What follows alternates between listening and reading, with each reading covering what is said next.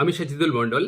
এখন আলোচনা করব টিজিটির বেঙ্গলি যে সিলেবাস, সেখানে নবোদয় বিদ্যা সমিতির যে সিলেবাস, সেখানে যে কাব্য সাহিত্য হিসাবে সুধীন্দ্রনাথ দত্ত, তার সম্পর্কে আলোচনা করব। প্রত্যেকটি তথ্য আপনাদের জন্য গুরুত্বপূর্ণ, কারণ প্রত্যেকটি অর্থাৎ তার যে 6টি কাব্যগ্রন্থ, সেই 6টি কাব্যগ্রন্থ সম্পর্কে বিস্তারিতভাবে আলোচনা করব এবং প্রত্যেকটি তথ্য আপনাদের জন্য খুবই খুবই গুরুত্বপূর্ণ। তাই আপনাদের কাছে রিকোয়েস্ট, আপনারা ভিডিওটি পুরোটা দেখুন। যদি ভালো লাগে অবশ্যই অন্যদের মাঝে শেয়ার করুন, যদি ভালো না লাগে তাহলে দরকার নেই। এবার একটা জিনিস বলার, সেটা হচ্ছে প্রত্যেকটি তথ্য আপনারা ডিসপ্লেতে দেখতে পাবেন এবং আপনাদের কাছে রিকোয়েস্ট, ভিডিওটি পুরোটা দেখুন।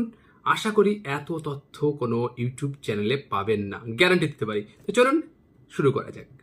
চলুন তাহলে প্রত্যেকটি তথ্য আমরা দেখে নিই এবং গুরুত্বপূর্ণ তথ্যগুলো যেগুলো অন্তত আপনাদের জন্য ভীষণ ভীষণ কাজে আসবে। চলুন, লেখকের জন্ম 30 অক্টোবর 1901 আর মৃত্যু হচ্ছে 25 জুন 1960।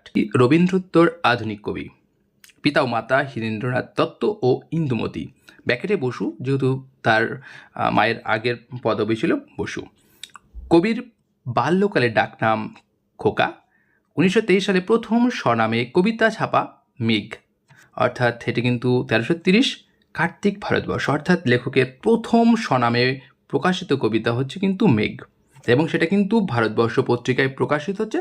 তার প্রথম রচিত কবিতা কুক্কুট, প্রবাসী 1928, অর্থাৎ 1928 সালে প্রবাসী পত্রিকায় কিন্তু এই কুক্কুট কবিতাটি তিনি রচনা করছেন। এবং এই কুক্কুট কবিতাটি রচনার একটা ছোট্ট ইতিহাস রয়েছে এবং আমি শর্ট ভিডিও আকারে দিয়েছি, আপনার চাইলে দেখে নিতে পারেন। এবং রবীন্দ্রনাথের সাথে কিন্তু চ্যালেঞ্জ করে তিনি এই কবিতাটি লিখছেন।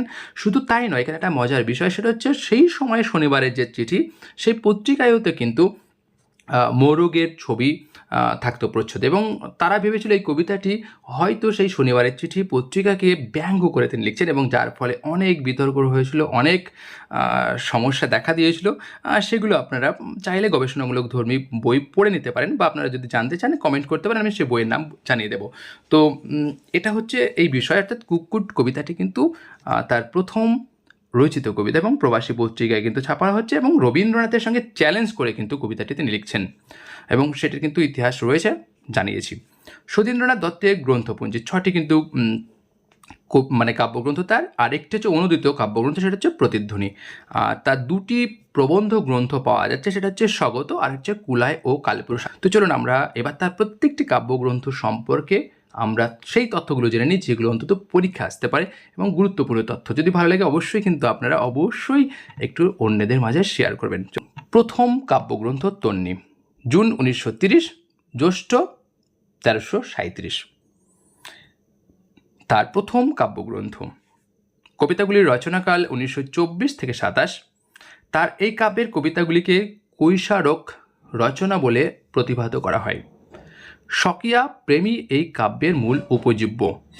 এই কাব্যের প্রথম ও শেষ কবিতার নাম তন্নি, সেজে আর চিরন্তনী, অর্থাৎ তার এই কাব্যের প্রথম কবিতা পাচ্ছি আমরা তন্নি, সেজে, আর শেষ কবিতা পাচ্ছি চিরন্তনী। কালের দিক দিয়ে প্রথম রচিত কবিতা মানবী, 1924, 23 অক্টোবর, অর্থাৎ এই কাব্যের, অর্থাৎ তন্নি কাব্যের প্রথম যদি আমরা রচনাকালের দিক থেকে ভাবি, তাহলে কিন্তু প্রথম কবিতা কিন্তু পাচ্ছি মানবী। বিবাহের প্রথম বার্ষিকীতে লেখা বাৎসরিক কবিতাটি, অর্থাৎ লেখকের যে বিবাহ বার্ষিকী, সেই দিনটিকে স্মরণীয় করে রাখার জন্য লেখক কিন্তু এই কবিতাটি রচনা করছেন। উৎসর্গ রবীন্দ্রনাথ ঠাকুরকে। আর পৃষ্ঠার সংখ্যা আপনারা চাইলে দেখে নিন। কবিতার সংখ্যা কিন্তু 29টি এবং তার প্রত্যেকটি কবিতা কিন্তু এখানে রইল, আপনারা চাইলে দেখে নিতে পারেন। তন্নি কাব্যগ্রন্থের কোনো সংস্করণ হয়নি। আর এই কাব্যের কিন্তু একটি সমালোচনা লিখছেন প্যারীমোহন সেনগুপ্ত, পঞ্চপুষ্প পত্রিকায় 1337 বঙ্গাব্দে। তাহলে এই কাব্যগ্রন্থের এই তথ্যগুলো কিন্তু আপনাদের জন্য ভীষণ ভীষণ ইম্পর্টেন্ট। চলুন আমরা আরেকটি কাব্যগ্রন্থ দেখে নিই। আপনাদের কিন্তু একটা জিনিস আপনাদের জানেন, প্রত্যেকটি কাব্য কিন্তু সাল তারিখ অনুযায়ী ঠিকঠাক আছে, কিন্তু হয়তো সিরিয়ালটা একটু ব্রেক হয়ে গেছে, তার জন্য আমি অন্তত দুঃখিত। চলুন ক্রন্দশী কাব্যগ্রন্থ সম্পর্কে আমরা একটু দেখে নিই, যেটি অন্তত আপনাদের জন্য গুরুত্বপূর্ণ। এই কাব্যের কবিতাগুলির রচনাকাল 1928 থেকে 33। প্রথম কবিতা উট পাখি, প্রতীকী মননের সার্থক নিদর্শন। এই কাব্যের শেষ কবিতা প্রার্থনা। এই কাব্যের জাতিস্বর কবিতাটিকে বলা যেতে পারে প্রেমের জন্মকথা। প্রার্থনা কবিতায় কবি কুরুক্ষেত্র মহারণের নতুন ব্যাখ্যা দিয়েছেন। উৎসর্গ হামফ্রে হাউসকে তিনি উৎসর্গ করছেন। পৃষ্ঠা সংখ্যা আপনারা চাইলে দেখে নিতে পারেন। কবিতার সংখ্যা 24টি এবং এই কাব্যের প্রত্যেকটি কবিতার নাম কিন্তু এখানে রয়েছে। এবং একটা জিনিস আপনাদের জানিয়ে রাখি, অনেক কবিতা ঘুরে ফিরে তার বিভিন্ন কাব্যে কিন্তু বারবার এসেছে। আর ক্রন্দশী কাব্যগ্রন্থের কোনো সংস্করণ হয়নি। চলুন পরের কাব্য সম্পর্কে একটু দেখে নিই। অর্কেস্ট্রা প্রথম সংস্করণ অর্থাৎ সেপ্টেম্বর 1935, ভাদ্র আশ্বিন 1342। কবিতাগুলির রচনাকাল 1929 থেকে 1932। অর্কেস্ট্রা অনেকান্ত অনুরাগের কাব্য। প্রথম কবিতা হৈমন্তী এবং শেষ কবিতা অর্কেস্ট্রা। এই কাব্যে কবি নিজেকে বলেছেন ক্ষণবাদী। প্রকাশক প্রকাশনা আপনারা চাইলে দেখে নিতে পারেন। প্রচ্ছদপট, উৎসর্গটা অবশ্যই দেখতে হবে, কারণ উৎসর্গ থেকে প্রশ্ন আপনাদের হতে পারে। সত্যেন্দ্রনাথ বসুকে, কারণ টিজিটির কিন্তু যে নবোদয় বিদ্যালয় যে সমিতি যে পরীক্ষা, সেই সিলেবাসে কিন্তু যেহেতু সুধীন্দ্রনাথ দত্ত রয়েছে, তাই আপনাদের একটু যত্ন সহকারে দেখতে হবে। কবিতার সংখ্যা 25টি। প্রত্যেকটি কবিতার কিন্তু এখানে নাম রয়েছে, আপনারা চাইলে দেখে নিন। চলুন পরে কাব্যগ্রন্থ উত্তর ফাল্গুনী। প্রকাশকাল 1940, বঙ্গাব্দ 1347। এই কাব্যের প্রায় সব কবিতাগুলির রচনাকাল 1933। উত্তর ফাল্গুনী নব অনুরাগের কাব্য, অর্থাৎ নব অনুরাগের কাব্য। রবীন্দ্রনাথের পূরবী কাব্যে ছায়া পড়েছে এর ভাবানুভূতিতে, অর্থাৎ এই কাব্যের কবিতার যে ভাবানুভূতি, সেই কবিতায় ভাবানুভূতিতে কিন্তু রবীন্দ্রনাথের প্রভাব রয়েছে। কোন, অর্থাৎ রবীন্দ্রনাথের পূরবী কাব্যগ্রন্থের। এই কাব্যের প্রথম ও শেষ কবিতা হলো, প্রথম কবিতা তার মানে শর্বরী, এটি কিন্তু নিরক্ত পত্রিকায় কিন্তু প্রকাশিত, ভীষণ ইম্পর্টেন্ট। এবং শেষ কবিতার নাম হচ্ছে প্রতিপদ। উৎসর্গ করছে সুমন্ত্র মহালনবিশের করকমলে। কবিতার সংখ্যা 19টি। আপনারা চাইলে প্রত্যেকটি কবিতা কিন্তু দেখে নিতে পারেন। এবং উত্তর ফাল্গুনী কাব্যগ্রন্থের কোনো সংস্করণ হয়নি। পরে কাব্যগ্রন্থ সংবর্ত, জুন 1953, জ্যৈষ্ঠ 1360।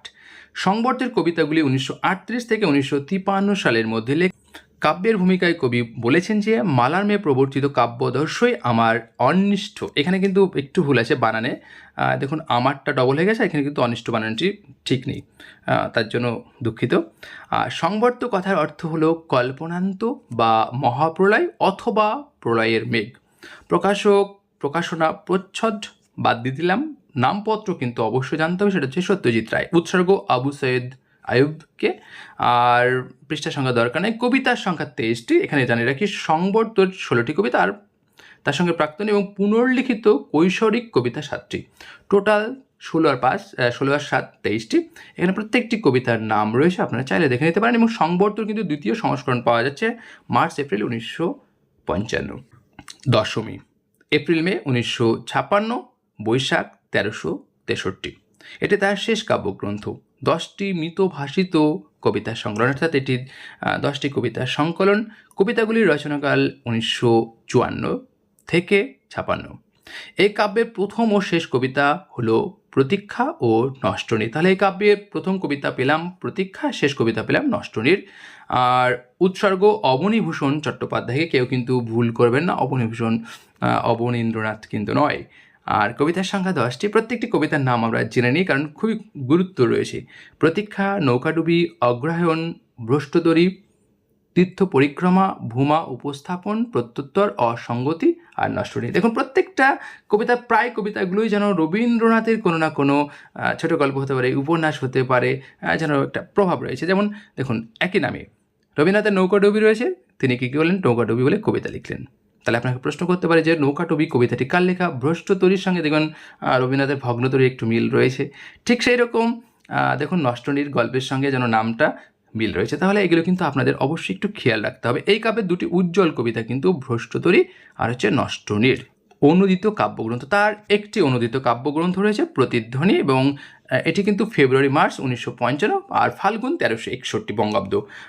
এখানে প্রচ্ছদপটটি আমরা জানবো, সেটা হচ্ছে সত্যজিৎ রায়। উৎসর্গ ইন্দিরা ও সুশীল কুমারকে, অর্থাৎ দুজনকে।